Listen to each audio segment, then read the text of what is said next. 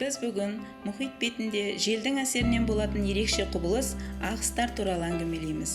Ағыстар жердің тартылу күшінің әсерінен солтүстік жартышарда сағат тілінің бойымен, оңтүстік жартышарда сағат тіліне қарама-қарсы қозғалады. Ағыстардың екі түрі болады. Олар жылы ағыстар және суық ағыстар. Картада жылы ағыс қызыл стрелкамен, ал суық ағыс көк стрелкамен көрсетіледі. Атлант мұхитының солтүстік жартышар бөлігін қарастырайық.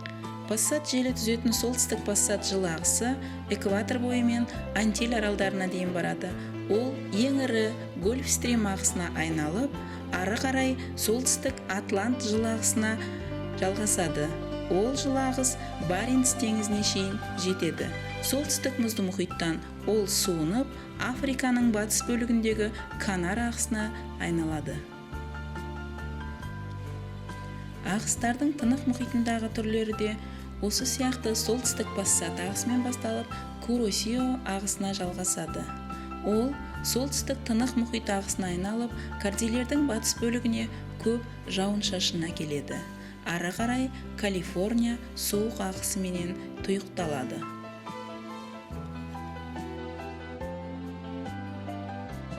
Атлант мұхитының оңтүстік жартышардағы айналымы оңтүстік пассат жылы ағысынан басталып, Бразилия жылы ағысына жалғасады.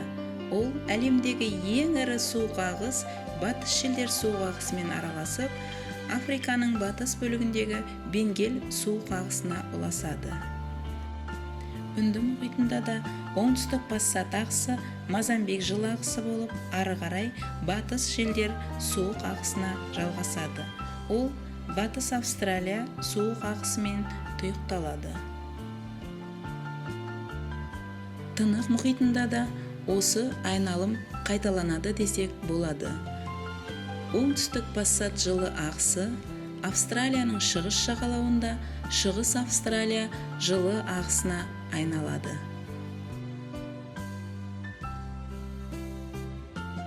Жылы ағыс әлемдегі ең ірі батыс шілдер ағысымен жалғасып, оңтүстік Американың батыс бөлігіндегі Перуан суық ағысымен тұйықталады. Атлант мұхитындағы Гольфстрим жылы ағысы тынық мұхитындағы Куросио жылы ағысының аналогы болып есептелінеді. Жылы ағыстар жауын-шашын алып келеді. Мысалы, Англияны тұманды Альбиона елі деп атайтыны осы жылы ағыстардың әсерінен болады. Суық ағыстар өзімен бірге құрғақ ауаны алып жүреді. Нәтижесінде құрғақшылық материктердің жағалауындағы климатқа әсер етеді. Мысалы, әлемдегі ең ірі құрғақ шөл, Атакама шөлі осы ағыстардың нәтижесі деуімізге болады. Қорытындылай келе айтарымыз, ағыстар мұхит тіршілігінің алуан түрлілігіне және материктердің климатына әсер ететін үрдіс.